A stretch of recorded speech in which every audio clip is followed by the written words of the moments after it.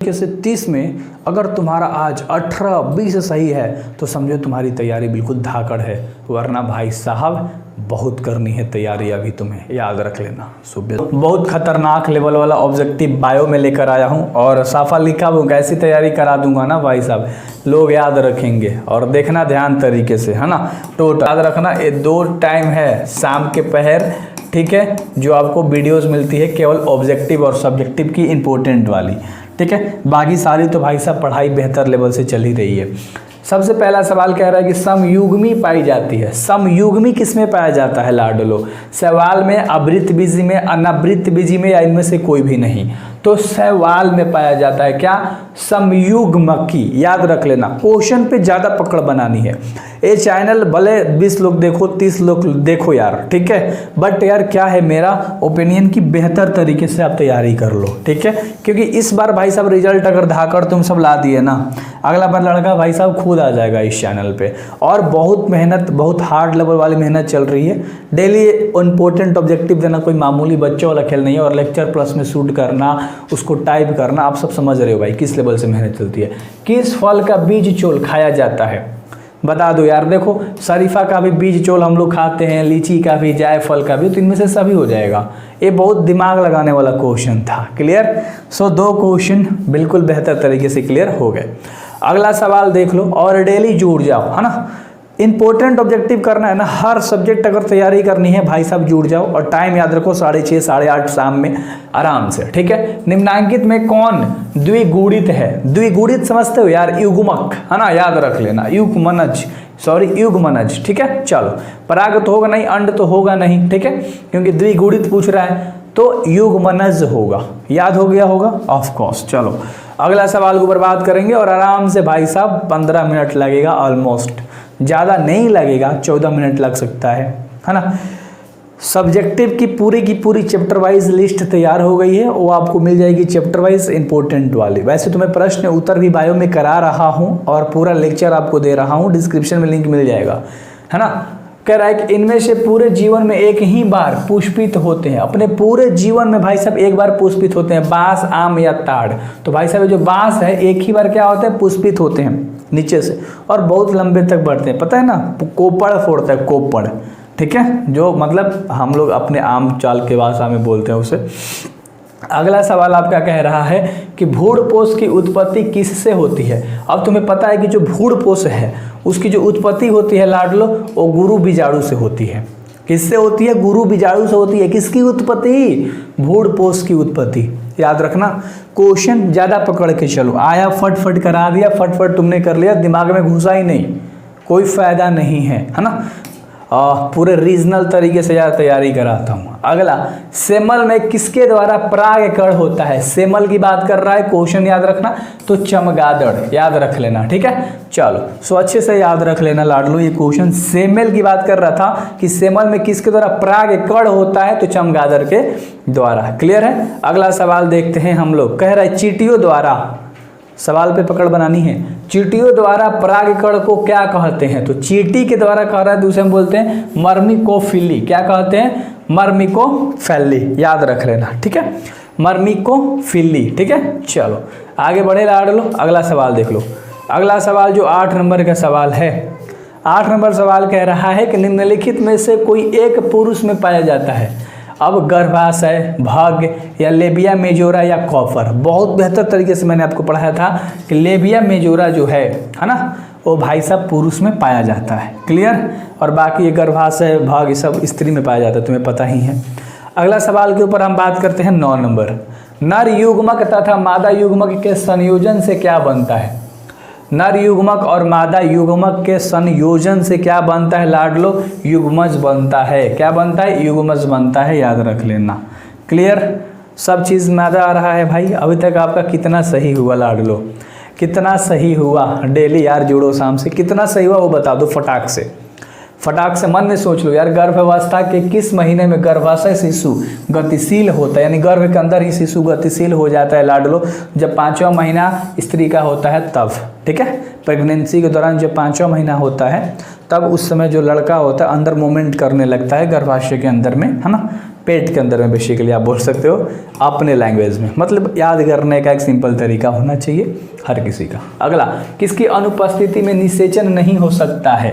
तो किसकी अनुपस्थिति में, यानी अब्सेंट में जो नहीं होगा भाई साहब, तो कैल्शियम, है ना, याद रखना। किसकी अनुपस्थिति में निषेचन नहीं हो सकता है? तो कैल्शियम की भाई साहब कमी हो गई या कैल्शियम नहीं है तो निषेचन नहीं होगा, याद रखना। ठीक, अगला सवाल करें 12 नंबर। 12 नंबर आपका सवाल कह रहा है कि लिंग जांच के कौन सी विधि का सबसे अधिक दुरुपयोग किया जाता है? लिंग विधि के, है ना यार, लिंग जांच के लिए भाई साहब कौन सी विधि का सबसे ज़्यादा दुरुपयोग किया जाता है? दुरुपयोग किया जाता है अम्नियोसेटेसिस का। किसका? अम्नियोसेटेसिस का, याद रहेगा बिल्कुल। चलो अगला सवाल के ऊपर बात करते हैं। 12 से 13 नंबर सवाल है। थोड़ा सा ऑप्शन बिखेर गया है कि जनसंख्या अधिक होने से, है ना, तो प्रति व्यक्ति आय कम हो जाती है। मान लो तुम्हारे घर में जनसंख्या बढ़ रहा है, एक इंसान कमाने वाला है, तो हर इंसान का जो डेटा निकलेगा ना वो कम निकलेगा, कमीनी कम निकलेगा, मतलब कि आय कम हो जाएगा, पैसा कम घर में होने लगेगा। तो इस तरह से बस दिमाग लगाना था इस क्वेश्चन में, सोचो। अगला सवाल देख लो, एक गर्भ निरोधक गोली अंडोत्सर्जनी को किस प्रकार रोकता है? ठीक है, तो FSH, है ना, FSH एवं LH को रोककर, ठीक है, याद रख लेना। तो एक गर्भ निरोधक गोली अंडोत्सर्जन को किस प्रकार रोकता है? तो अच्छे से याद रख लेना, FSH एंड LH को रोककर। अगला सवाल के ऊपर हम लोग बात करते हैं। क्लियर? गर्भ में निरोधक गोली में निहित प्रोजेस्टेरॉन से क्या तात्पर्य है भाई साहब? तो अंडोत्सर्जन को रोकना, है ना। गर्भ निरोधक जो गोली होती है वो मतलब प्रेगनेंसी को रोकती है, बच्चे होने के चांसेस खत्म कर देती है। क्लियर है? चलो अगला सवाल देख लो, 16 नंबर सवाल है। क्रोमोसोम पर, है ना, कानों पर बाल की बहुलता का जीन पाया जाता है कहाँ पर लाडलो? तो Y क्रोमोसोम पे। ठीक है, और अगला 17 नंबर सवाल। 17 नंबर सवाल है, बता सकते हो, हैं? कह रहा है कि 17 नंबर सवाल कह रहा है कि पूर्ण प्रभाविता अनुपस्थिति पाया जाता है भाई साहब किसके अंदर? तो मिराबिलिस, है ना, जलापा में। क्वेश्चन याद रखो, आंसर याद रखो, बायो है भूल जाओगे, बहुत टेढ़ा टेढ़ा नाम होता है ना। 2 बार बोलना है, 3 बार बोलना है, इसलिए थोड़ा अच्छे तरीके से मैं बढ़ता हूँ आगे कि बच्चे बताएंगे और बिल्कुल बेहतर तरीके से बताएंगे। डाउन सिंड्रोम में गुणसूत्रों की संख्या कितनी होती है? तो अब हर बच्चे को पता है 47 होती है, 47 होती है। ठीक है, डाउन सिंड्रोम में गुणसूत्रों की संख्या। आगे बढ़े, 19 नंबर, स्त्री मनुष्य में कौन गुण से सूत्र होंगे? मतलब स्त्री मनुष्य में कौन से जो गुण सूत्र होते हैं वो होते हैं भाई साहब, बताओ। तो जो गुण सूत्र होते हैं वो 44 + x वाला होता है, याद रखना। ठीक है, चलो क्लियर है। आगे बढ़े, स्त्री की बात कर रहा था, स्त्री में याद रख लेना। और 20 नंबर सवाल आपका कह रहा है कि जीन अभिव्यक्ति का नियंत्रण किनके स्तर पर होता है? जीन समझते हो ना? हाँ, तो जीन अभिव्यक्ति का नियंत्रण यानी कंट्रोल किसके स्तर पर होता है लाडलो? तो होता है प्रतिलेखन और अनुवादन, याद रख लेना। तो डी नंबर ऑप्शन सही होगा, ए और बी वाला, है ना। तो प्रतिलेखन और अनुवादन। क्लियर हो गया होगा 7-8 मिनट वीडियोस पे, हैं? इतना क्वेश्चन कर लिया यार, तुम ही बता सकते हो, हर चैप्टर से है ना। कह रहा 21 नंबर का सवाल कह रहा है कि सैटेलाइट डीएनए निम्नांकित में किसका एक उपयोगी है? सैटेलाइट डीएनए, है ना। तो भाई साहब किसका एक उपयोगी है लाडलो? फटाक से इसका आंसर आपको बताना है। इसका भाई साहब जीन प्रौद्योगिकी का। क्लियर रहे, याद रहेगा? बहुत बढ़िया, बहुत बढ़िया, भूलना नहीं है कतई, है ना। बवाल तरीके से भाई साहब तैयारी करनी है, डेली करो, है ना लाडलो। और PDF सब चीज़ तो भाई आप सबको मिल ही रहा है। जितना आप अपने टीचर को 1 साल में दिए हो भाई साहब उसका 10% भी या नहीं आ देना है, ध्यान से समझो। और पूरा नोट्स भाई साहब देखो किस लेवल से पढ़ाता हूँ, जाके देखो बायो यार, डिस्क्रिप्शन में लिंक है, चैप्टर देखो, है ना। 22 नंबर सवाल करेंगे खतरनाक लेवल से। इनमें से कौन सा नाइट्रोजीनस बेस्ड डीएनए में नहीं पाया जाता, यानी कि डीएनए के अंदर में आधारित नहीं होता है ना। तो वो क्या होता है यार, बता दो? यूरासिल। ठीक है, क्योंकि थाइमिन होता है, यूरानिन होता है और साइटोसिन होता है। बी नंबर तुम्हारा ऑप्शन बिल्कुल सही हो जाएगा, क्योंकि यूरासिल नहीं होता। क्लियर है क्वेश्चन? बिल्कुल। अगला सवाल देख लेते हैं, 26 नंबर सवाल। 23 नंबर सवाल कह रहा है कि आरएनए के लिए किस रूप की संरचना त्रिपड़ी जैसी होती है ना। आरएनए के जो संरचना वो त्रिपड़ी जैसी होती है लाडलो, वो टीआरएनए होता है। है ना, tRNA होता है। अब आपको याद आ रहा होगा कि भाई साहब भैया यार सही में कह रहे हो, है ना, 7th चैप्टर में आपने कराया था, बहुत बढ़िया। चलो अगला सवाल कह रहा है, ध्यान से देखना, ऑस्ट्रेलिया के शिशुधानी प्राणियों के अनुकूली विकिरण इनमें से किसका उदाहरण है? याद रख लेना, ऑस्ट्रेलिया के शिशुधानी प्राणियों के अनुकूली विकिरण, है ना, तो एग्जाम्पल पूछ रहा है तो अभिसारी क्रम विकास याद रखना, अभिसारी क्रम विकास याद रखना, ठीक है। अगले सवाल के ऊपर बात करते हैं। अगला सवाल कह रहा है 25 नंबर, 25 नंबर कह रहा है कि जैव रिएक्टर अनुकूलतम परिस्थिति में क्या निर्माण करता है?